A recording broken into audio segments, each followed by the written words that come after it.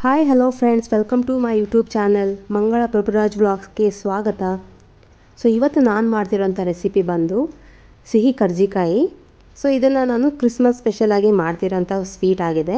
ಇನ್ನೇನು ಆಗಲೇ ಕ್ರಿಸ್ಮಸ್ ಹತ್ತಿರ ಬಂದಿದೆ. ಹಾಗಾಗಿ ನಾನು ಆಗಲೇ ಕ್ರಿಸ್ಮಸ್ ಸೆಲೆಬ್ರೇಷನ್ಗಾಗಿ ಎಲ್ಲ ಸ್ವೀಟ್ನೆಲ್ಲ ರೆಡಿ ಮಾಡ್ತಾ ಇದ್ದೀನಿ. ಈ ಕರ್ಜಿಕಾಯಿ ಮಾಡಲು ಏನೆಲ್ಲ ಪದಾರ್ಥಗಳು ಬೇಕು ನೋಡೋಣ ಬನ್ನಿ. ನಾನು ಮಾಡ್ತಿರೋದು ಕಡಲೆಪಪ್ಪಿಂದ.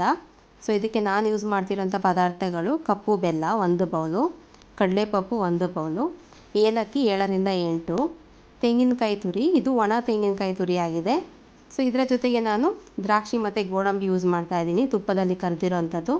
ಹಾಗೆ ಇದು ನೋಡಿ, ನನ್ನ ಹತ್ರ ಈ ಥರ ಮೋಲ್ಡ್ಗಳಿದ್ದಾವೆ.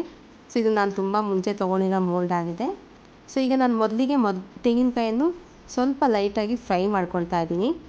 ನಾವು ತೆಂಗಿನಕಾಯಿನ ಸ್ವಲ್ಪ ಲೈಟಾಗಿ ಫ್ರೈ ಮಾಡಾಕಿದ್ರೆ ಅದರದ್ದು ಟೇಸ್ಟ್ ತುಂಬ ಚೆನ್ನಾಗಿರುತ್ತೆ. ಇದರ ಜೊತೆಗೆ ಲೈಟಾಗಿ ನಾನು ಕಡಲೆಪಪ್ಪನ್ನು ಹುರಿದ್ಕೊಳ್ತಾ ಇದ್ದೀನಿ. ಕಡಲೆಪಪ್ಪನ್ನು ಹುರಿದ್ಕೊಂಡ್ರೆ ಅದು ಸ್ವಲ್ಪ ಏನಂದರೆ ಕ್ರಿಸ್ಪಿ ಆಗಿರುತ್ತೆ. ಹಾಗಾಗಿ ನಾನು ಕಡಲೆಪಪ್ಪನ್ನ ಲೈಟಾಗಿ ಹುರ್ಕೊಳ್ತಾ ಇದ್ದೀನಿ. ಇದ್ರ ಜೊತೆಗೆ ಎಳ್ಳನ್ನು ನಾನು ಸ್ವಲ್ಪ ಲೈಟಾಗಿ ಹುರ್ಕೊಳ್ತಾ ಇದ್ದೀನಿ. ಇದನ್ನೆಲ್ಲ ಹುರ್ದ್ಕೊಂಡು ನಾನೀಗ ಒಂದು ಬೌಲ್ಗೆ ಮೊದಲಿಗೆ ತೆಂಗಿನಕಾಯಿ, ಹಾಗೆ ಬೆಲ್ಲ, ನಾನು ಕಡಲೆಪಪ್ಪನ್ನ ಫೈನಾಗಿ ಪೌಡರ್ ಮಾಡ್ಕೊಂಡಿದ್ದೀನಿ, ಅದನ್ನೀಗ ಹಾಕ್ಕೊಳ್ತಾ ಇದ್ದೀನಿ. ಹಾಗೆ ಎಳ್ಳು, ಹುರಿದಿರೋ ಅಂಥ ದ್ರಾಕ್ಷಿ ಗೋಡಂಬಿನ ನಾನು ತುಪ್ಪದಲ್ಲಿ ಹುರ್ಕೊಂಡಿದ್ದೀನಿ. ಜೊತೆಗೆ ಈಗ ಏಲಕ್ಕಿ ಪುಡಿನ ಹಾಕಿ ಎಲ್ಲವನ್ನು ಹಾಕಿ ನಾನೀಗ ಮಿಕ್ಸ್ ಮಾಡ್ತಾ ಇದ್ದೀನಿ. ಇದನ್ನು ನಾವು ಚೆನ್ನಾಗಿ ಮಿಕ್ಸ್ ಮಾಡ್ಕೊಳ್ಬೇಕು. ನೀವು ಸ್ಪೂನಲ್ಲಾದರೂ ಮಿಕ್ಸ್ ಮಾಡ್ಕೊಳ್ಳಿ ಅಥವಾ ಕೈಲಾದರೂ ಮಿಕ್ಸ್ ಮಾಡ್ಕೊಳ್ಳಿ. ಇದು ಒಂದು ಚೆನ್ನಾಗಿ ಹದ ಬರುವಾಗೆ ನಾವು ಚೆನ್ನಾಗಿ ಮಿಕ್ಸ್ ಮಾಡಬೇಕು.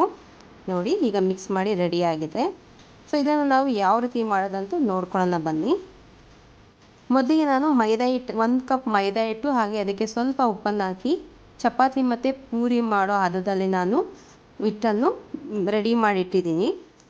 ನೋಡಿ, ಈ ಥರ ಇರಬೇಕು. ಈಗ ನಾನು ಪೂರಿ ಅದಕ್ಕೆ ನಾನು ಲಟ್ಟಿಸ್ಕೊಳ್ತಾ ಇದ್ದೀನಿ. ನಾವು ಯಾವ ಥರ ಪೂರಿ ಮಾಡ್ತೀವಲ್ಲ ಅಷ್ಟು ಚಿಕ್ಕದಾಗಿ ನಾವು ಲಟ್ಟಿಸ್ಕೊಂಡ್ರೆ ಸಾಕು. ನೋಡಿ, ಈ ಥರ ಇರಲಿ. ಈಗ ಲಟ್ಟಿಸ್ಕೊಂಡಂಥ ಹಿಟ್ಟನ್ನು ನಾನು ಮೋಲ್ಡ್ಗೆ ಹಾಕ್ಕೊಂಡು ಅದಕ್ಕೆ ನಾನು ಸ್ಟಫಿಂಗ್ ಮಾಡ್ತಾಯಿದ್ದೀನಿ. ಇದಕ್ಕೆ ನಾನು 1 ಸ್ಪೂನು ಮತ್ತು 1.5 ಸ್ಪೂನಷ್ಟು ನಾನು ಹಾಕ್ಕೊಳ್ತಾ ಇದ್ದೀನಿ. ಇಷ್ಟು ಹಾಕ್ಕೊಂಡ್ರೆ ಸಾಕು. ಇದಕ್ಕೆ ನಾವು ಸ್ವಲ್ಪ ಎಡ್ಜ್ಗಳಿಗೆ ನೀರನ್ನು ಅಪ್ಲೈ ಮಾಡಬೇಕು. ನೀರನ್ನು ಹಾಕಿದರೆ ಏನಾಗುತ್ತೆ, ಅದು ನೀಟಾಗಿ ಅದು ಶೇಪ್ ಬರುತ್ತೆ, ಎಲ್ಲೂ ಅದು ಬಿಟ್ಕೊಳ್ಳಲ್ಲ. ಹಾಗಾಗಿ ನಾವು ಸ್ವಲ್ಪ ನೀರನ್ನು ಹಚ್ಕೊಳ್ಬೇಕು. ನೀರನ್ನು ಹಚ್ಕೊಂಡಾದ್ಮೇಲೆ ಈ ಥರ ನಾವು ಟೈಟಾಗಿ ಮುಚ್ಚಬೇಕು, ಸ್ವಲ್ಪ ಪ್ರೆಸ್ ಮಾಡಬೇಕು. ಪ್ರೆಸ್ ಮಾಡಿದರೆ ಒಳ್ಳೆ ಶೇಪ್ ಬರುತ್ತೆ. ನೋಡಿ, ಈ ಥರ ಬರುತ್ತೆ. ಈಗ ನಾನು ಒಂದೊಂದಾಗಿ ಎಲ್ಲ ರೆಡಿ ಮಾಡ್ಕೊಳ್ತಾ ಇದ್ದೀನಿ. ನೋಡಿ ಹೇಗೆ ಬಂದಿದೆ. ಇದೆಲ್ಲ ರೆಡಿಯಾಗಿದೆ. ನನ್ನ ಹತ್ರ ಸಮೋಸ ಶೇಪಲ್ಲೂ ಇದೆ, ಅದರಲ್ಲೂ ನಾನು ಮಾಡ್ತಾಯಿದ್ದೀನಿ. ಈಗ ಒಂದು ಕಡೆ ನಾನು ಆಗಲೇ ಎಣ್ಣೆಯನ್ನು ಬಿಸಿ ಮಾಡೋಕ್ಕೆ ಇಟ್ಟಿದ್ದೀನಿ. ಹಾಗೆ ಒಂದು ಕಡೆ ಇದನ್ನು ನಾನು ರೆಡಿ ಮಾಡ್ಕೊಳ್ತಾ ಇದ್ದೀನಿ. ಎಲ್ಲ ರೆಡಿಯಾಗಿದೆ. ಈಗ ನಾನು ಒಂದೊಂದಾಗಿ ಎಣ್ಣೆಯಲ್ಲಿ ನಿಧಾನಕ್ಕೆ ಹಾಕಿ ಕರೆದುಕೊಳ್ಬೇಕು. ಈಗ ನಾನು ಎಣ್ಣೆನ ಚೆಕ್ ಮಾಡ್ತಾಯಿದ್ದೀನಿ, ಎಣ್ಣೆ ಬಿಸಿಯಾಗಿದೆ ಅಂತ. ಬಿಸಿ ಆಗಿದೆ. ಇದಕ್ಕೆ ನೋಡಿ, ನಿಧಾನಕ್ಕೆ ಒಂದೊಂದನ್ನೇ ನಾವು ಹಾಕಬೇಕು. ತುಂಬ ನಿಧಾನವಾಗಿ ಇದನ್ನು ನಾವು ಫ್ರೈ ಮಾಡಬೇಕು, ಲೋ ಫ್ಲೇಮಲ್ಲಿ ಫ್ರೈ ಮಾಡಬೇಕು. ಏಕೆಂದರೆ ನಾವು ಬೆಂಕಿ ದೊಡ್ಡದಿಟ್ಟು ಫ್ರೈ ಮಾಡಿದರೆ ಏನಾಗುತ್ತಂದರೆ ಅದು ಬಣ್ಣ ಬೇಗ ಬ್ರೌನ್ ಆಗಿಬಿಡುತ್ತೆ, ಒಳಗಡೆ ಎಲ್ಲ ಬೇಯಲ್ಲ, ಕ್ರಿಸ್ಪಿ ಆಗಲ್ಲ. ಹಾಗಾಗಿ ನಾವು ಲೋ ಫ್ಲೇಮಲ್ಲಿ ಇದನ್ನು ನಾವು ಡೀಪ್ ಫ್ರೈ ಮಾಡಬೇಕು. ನೋಡಿ, ಈ ಥರ ನಿಧಾನಕ್ಕೆ ನಾವು ಫ್ರೈ ಮಾಡಬೇಕು. ಇದೇ ಥರ ನಾನು ಎಲ್ಲನೂ ಒಂದೊಂದಾಗಿನೇ ನಾನು ಡೀಪ್ ಫ್ರೈ ಮಾಡ್ಕೊಳ್ತಾ ಇದ್ದೀನಿ. ನೋಡಿ ಎಷ್ಟು ಚೆನ್ನಾಗಿ ಕಾಣ್ತಾ ಇದೆ, ಎಷ್ಟು ಸ್ಟಫಿಯಾಗಿದೆ, ಸಮೋಸ ಥರನೇ ಕಾಣ್ತಾ ಇದೆ ನೋಡಿ. ಇದು ಪೂರಿ ಥರ ಉಟ್ಕೊಳ್ಳುತ್ತೆ ನೋಡಿ.